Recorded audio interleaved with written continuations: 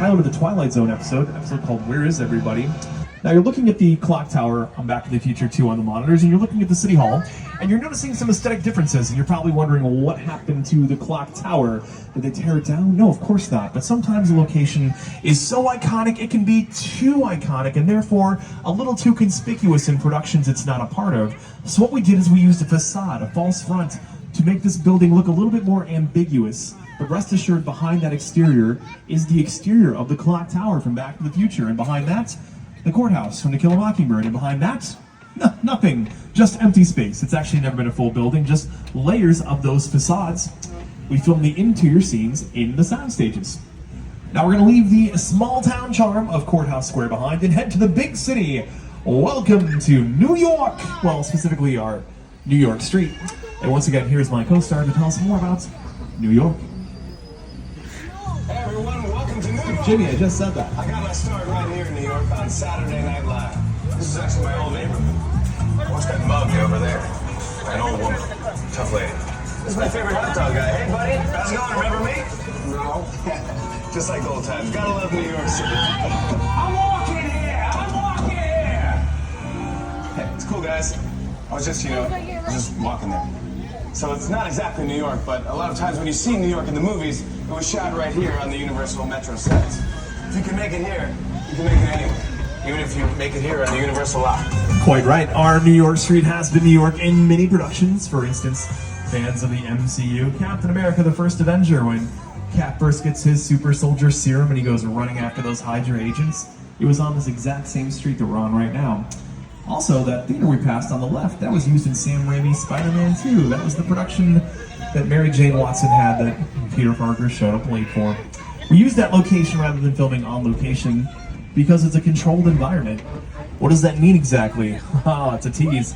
I'll tell you more when we go back to the Metro set. We have to leave the urban jungle behind for now to head to the primordial depths of Skull Island. Oh, we're about to see dinosaurs. Studio tour history buffs, take a look on the right. You'll see some remnants of the early days of the studio tour, including the runaway train and the collapsing bridge. But without further ado, here is director Peter Jackson to welcome us to Skull Island. It's the original King Kong that made me want to direct movies. I saw that movie on TV when I was about 8 or 9 years old, and I wanted to become a filmmaker. I like films that just take you away from your real life and sweep you up in adventure. And to me, Kong literally does that. I mean, you're on board the ship, you're sailing to a lost island, you're encountering monsters and creatures from, prehistoric times. So I was thrilled when Universal invited me back to Skull Island. And it's great to have you along for the ride. We're about to return to Skull Island. That's right, adventure does await us on Skull Island.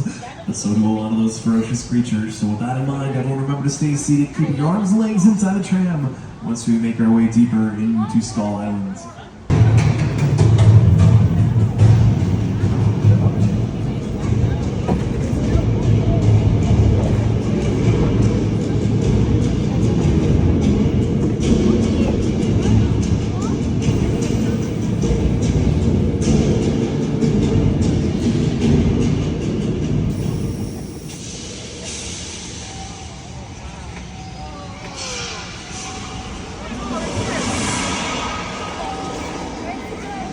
Where they used to give out 3D glasses.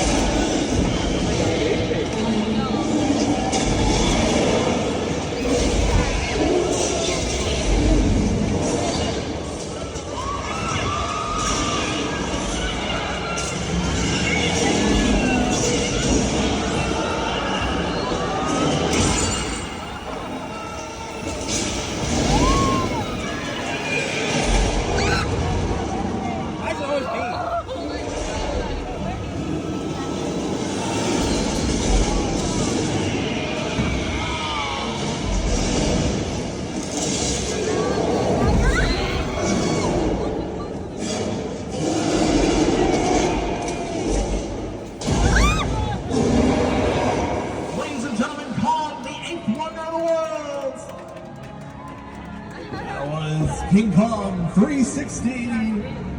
And it sounds like we're all still here, I think. Hopefully no one got devoured by a T-Rex, because that would probably come out of my insurance.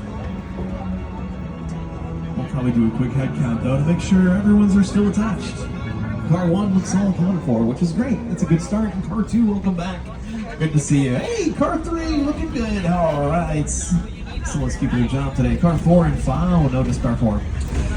You were saying you had a Car 5? We had a Car 5 at some point, right? Hope no one knew anyone in that one. No, I'm kidding. We never had a Car 5. Car 5 now is a visual effect.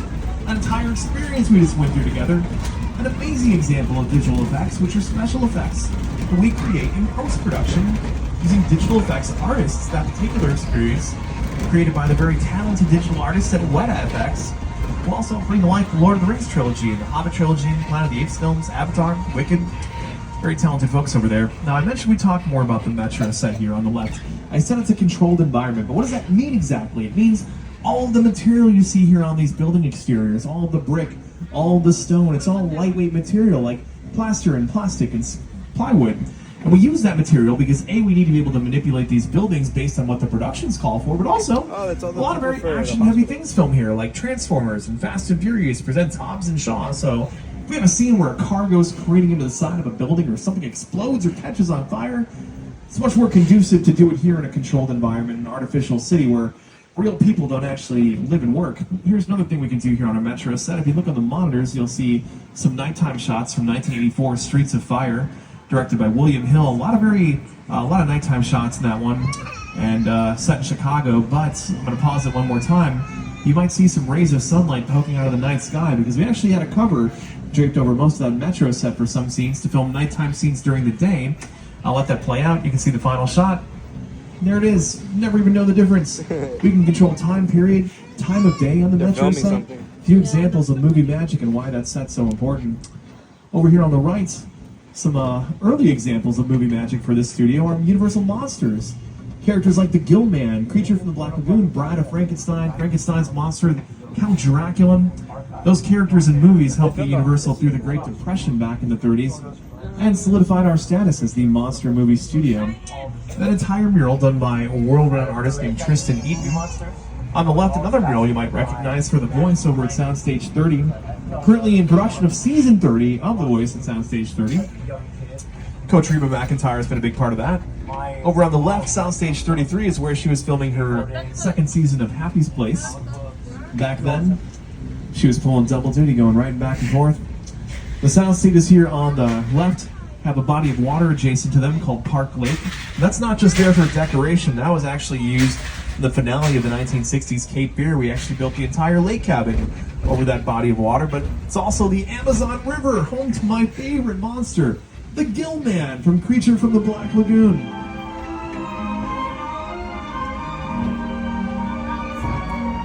Pause it right there. That mountain that you see behind the Gill Man, that's the mountain that's right in front of us. Just gives you an idea of the close proximity at which all this took place. Gill Man, often considered the last of the classic Universal monsters, Creature from the Black Lagoon, premiered in 1954, was also Universal's first 3D monster movie. But the origins of those Universal monsters go all the way back to the 1920s, with 1923's Hunchback of Notre Dame and 1925's Phantom of the Opera, two silent films starring the great Lon Chaney, the Man of a Thousand Faces. They called him that because he actually created and applied all of his own creature and makeup effects. Universal has a very rich history of creature and makeup effects. Another pioneer, Millicent Patrick, was the first woman to work in that capacity in film, and she actually designed the Gill Man. No doubt those pioneers are inspiring some of our new talent here at Universal as well.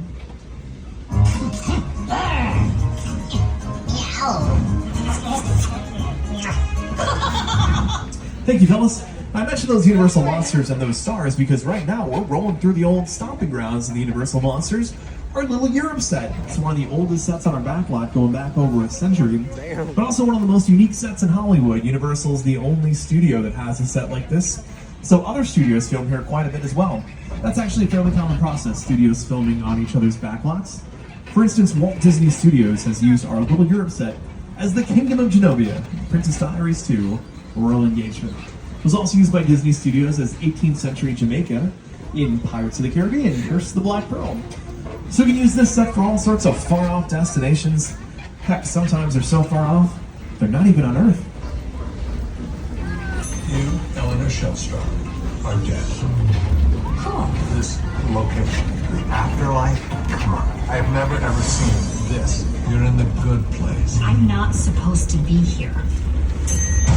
I can't risk going to the bad place. Well, maybe it's not all that bad. How can I help you? What is the bad place like? Well, it doesn't sound awesome. No, that show, however, is awesome, and for all 4 seasons of The Good Place, this was indeed the afterlife. But decades prior to all that, as I mentioned, this was home to the Universal monsters. Monsters like the Invisible Man, the Wolfman, and of course, Frankenstein's monster. What is it now? The monster. He's in the woods. Get out the bloody house. Raise all the men you can, lock the women indoors, and wait for me. I'm ready! Go! Your torches and go!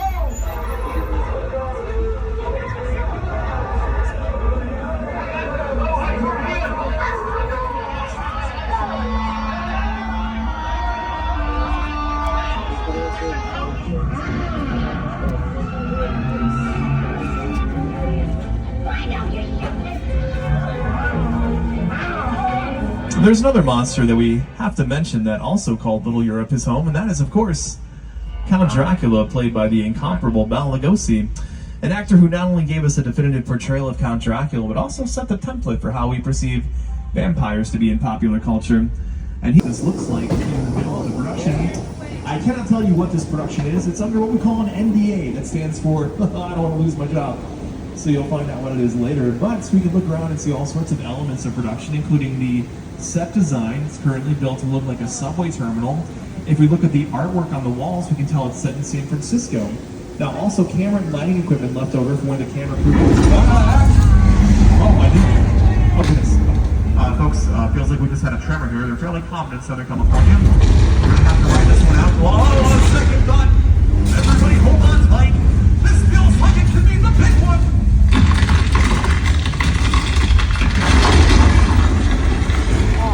Hot, wait.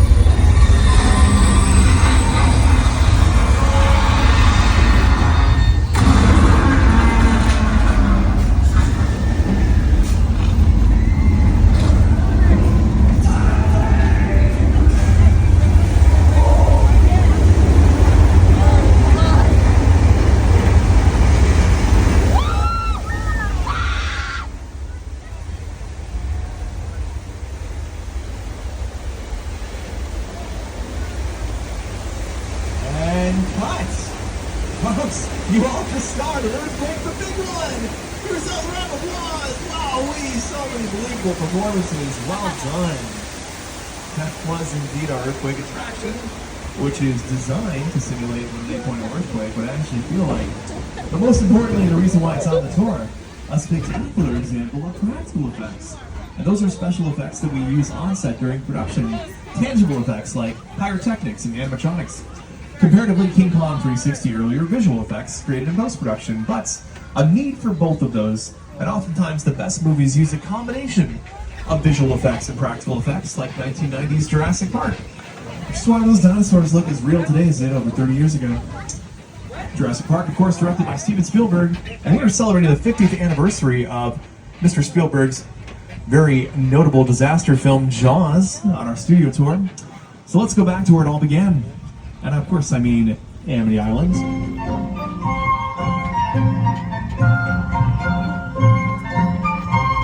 Now, Amity has been plagued by some relatively unfortunate shark attacks over the years, but that's all in the past now, folks. Actually, we caught that culprit. It's over there on the right. On second thought, that ominous music is telling me that we probably caught the wrong shark. And there it is. Oh, and that looks like a big one. and it's heading for whoever's in the water there. Who is that? I can't tell. Oh, it's George. George, buddy, it's coming right at you at 12 o'clock. You should probably get back in the boat right now. George, don't be a hero. George has a lot of guts being in the water with that shark right now, am I right? Hey, there's some of George's guts right now. Oh, no, yeah, I don't think he's coming back up. I'm sorry you had to see that. Nobody panic. I'm gonna have Ricky move the tram behind this pier while we radio this in. Trying to figure out how to get out of this in one piece. We should be safe here, though. Oh, no, never mind. He's taking the whole pier with him. Yeah, this is not going to end well for us.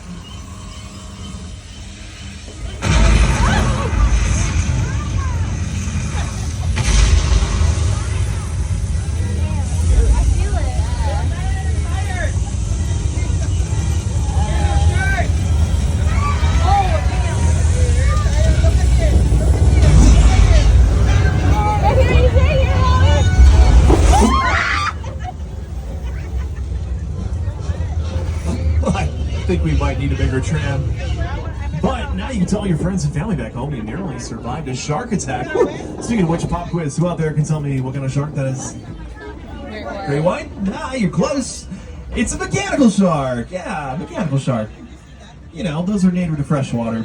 They found that out the hard way back in the 70s, filming Jaws. See, they filmed on location outside of Martha's Vineyard. Salt water and mechanical components, not a great pairing. Yeah, our mechanical shark threw sank right to the bottom of the Atlantic within the first 2 days of production. Jaws was delayed almost 6 months due to technical issues. So much so the crew started nicknaming the production Flaws. Finally came out, became the very first summer blockbuster of all time. It literally coined that term because people lined up around the block to see it so many times. If you ever wondered why the mechanical shark is named Bruce, by the way, it's named after Spielberg's lawyer. That's a true story.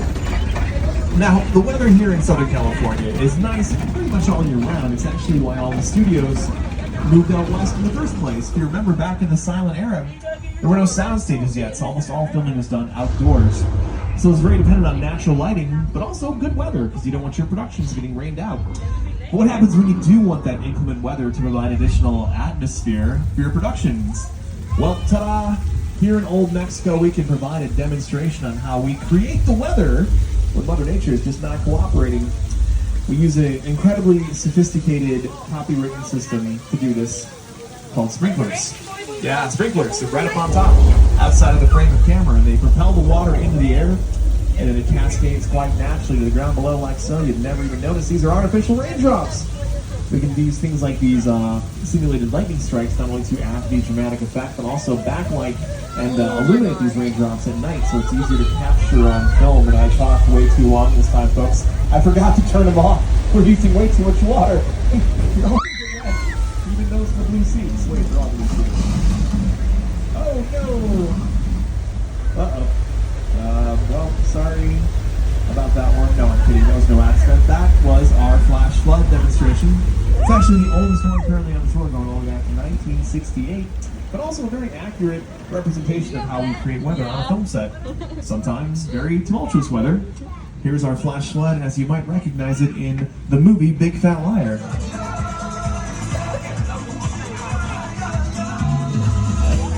You can't outrun a wolf, kid! Yeah, we'll see about that.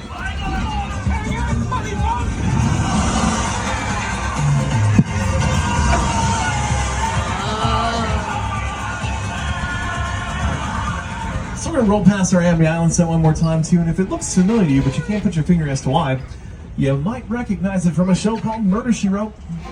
Because nearly every episode of Murder, She Wrote also used our Amity Island set as Cabot Cove. It actually still says Cabot Cove right on the boathouse. And Cabot Cove, highest murder per capita in the country for 12 years. But also a testament to how adaptable our film sets are. I'll give you another example. Here on the right, this very distinct Victorian home is Miss Mona's Chicken Ranch from the Dolly Parton classic, Best Little Whorehouse in Texas. What? I can say that word. Texas? It was also used as the Firefly Ranch in Rob Zombie's House of a Thousand Corpses.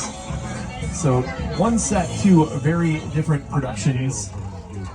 And right now we are around Colonial Street, which is where a lot of our residential scenes are filmed.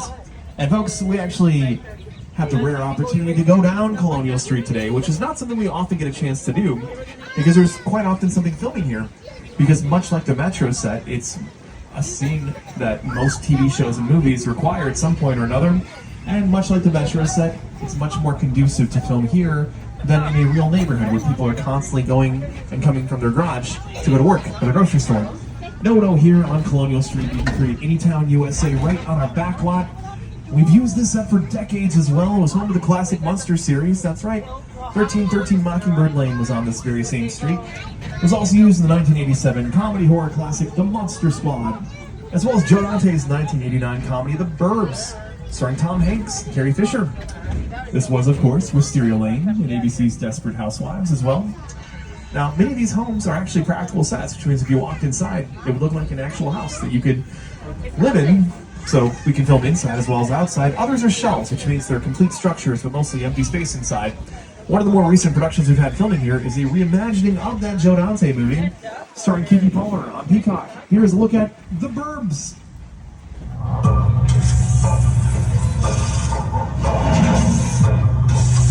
Welcome to Ashfield Place, the safest town in America. So, what's the deal? They're little squirrels. That Victorian home's coming up here on the right, on the corner. There have been whispers of murder. Which one of us is the murderer? So are we gonna go in? Do white ladies love salads? Hell yeah, we're going in. Watch that on Peacock.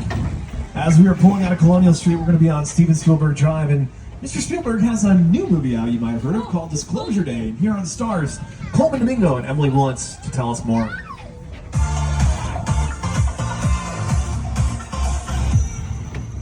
Hello everyone, I'm Emily Blunt. And I'm Coleman Domingo. Let us tell you about our new film, Disclosure Day. This film explores what happens when a single, undeniable truth is revealed to all 7 billion people on Earth at the same moment. Ordinary people are confronted with something far bigger than they ever imagined. Designed to be seen on the big screen, this is a story meant to be shared, felt, and experienced together. Here's a special look at Disclosure Day, when all will be revealed.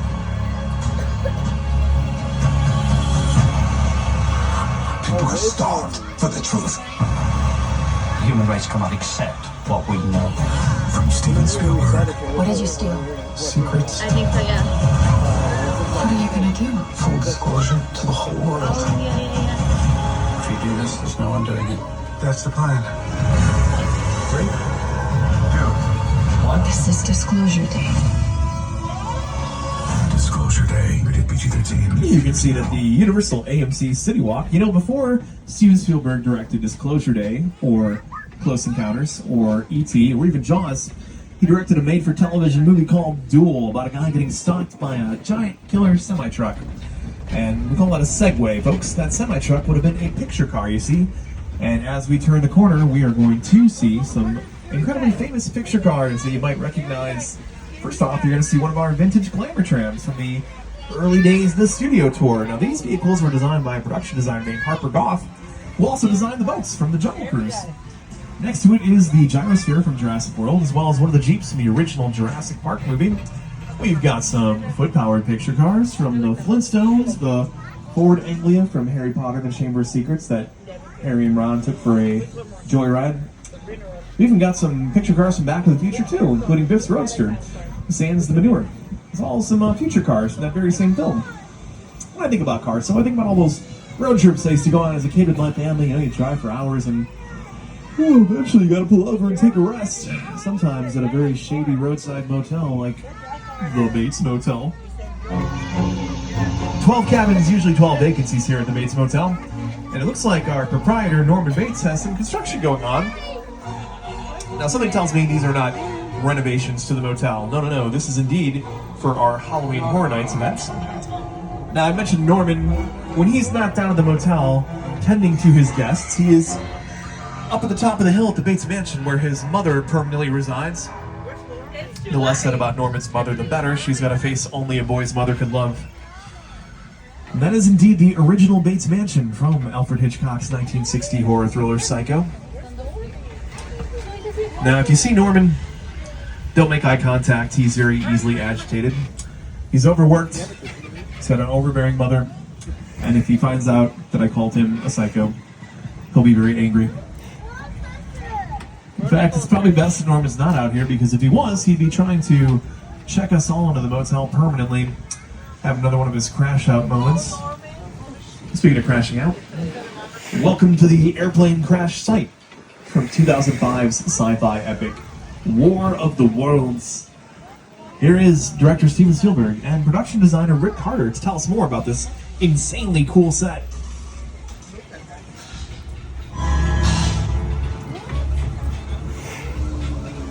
The airplane crash site set is a perfect example of a set that is all designed around a vision that Steven had. You said, yeah, to sit down to talk about War of the Worlds. I thought, what if the 747 goes down right in a big neighborhood? Because it's just something you don't see. You're doing good. You're doing good. That's right. That's right. Now listen, I want you to close your eyes, okay? Down close.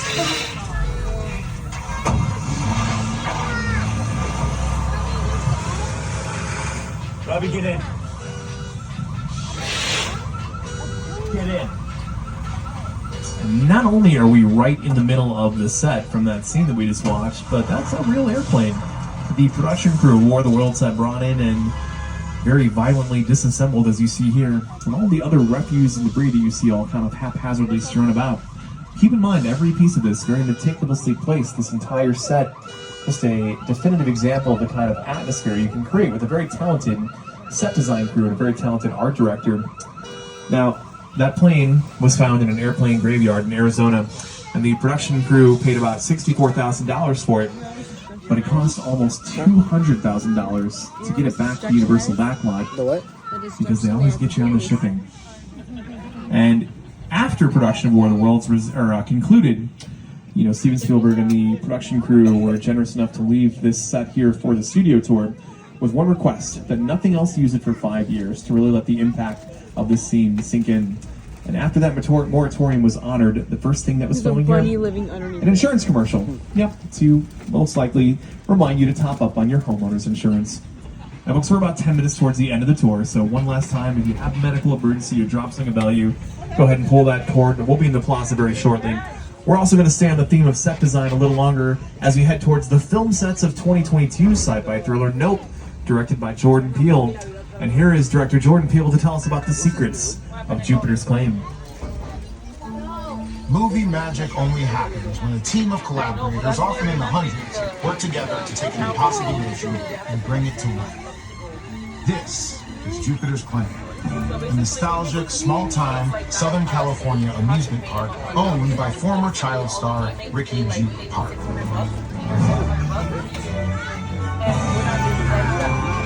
Over there, look into the winking lens and have your picture taken just like the kids in that old 90s video share. That's what this whole place is loosely based on. Remember that one? Yeah. No? Right.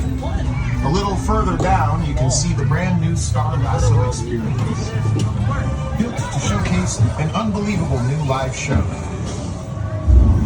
Not so live anymore. Anyway, behind this Hollywood fantasy of a gold rush frontier town lies a sinister secret. It's smack dab in the center of the UFO hotspot. Welcome to the world of no.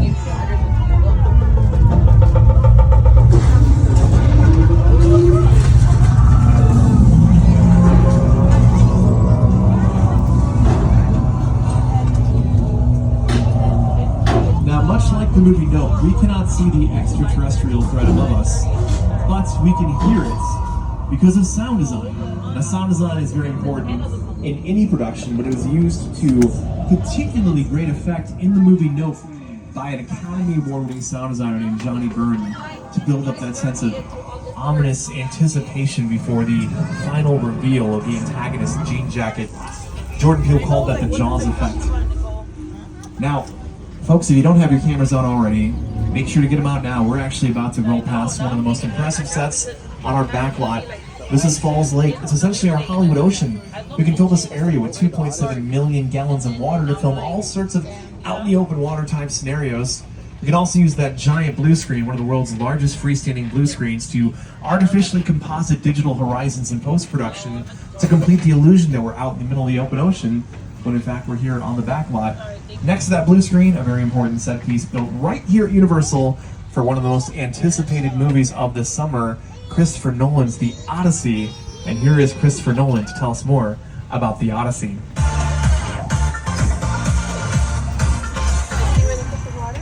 For The Odyssey, we wanted to take audiences on Odysseus' incredible journey across the world, across this mythical world of adventure. And to do that, we shot on IMAX film all around the world in incredible locations. And we wanted to put audiences on the deck of his ship. So we shot with full-size ships, like the one that you're seeing right now, and went out on the oceans of the world with our IMAX camera and with our incredible cast led by Matt Damon to really try and take audiences on this incredible thrill ride.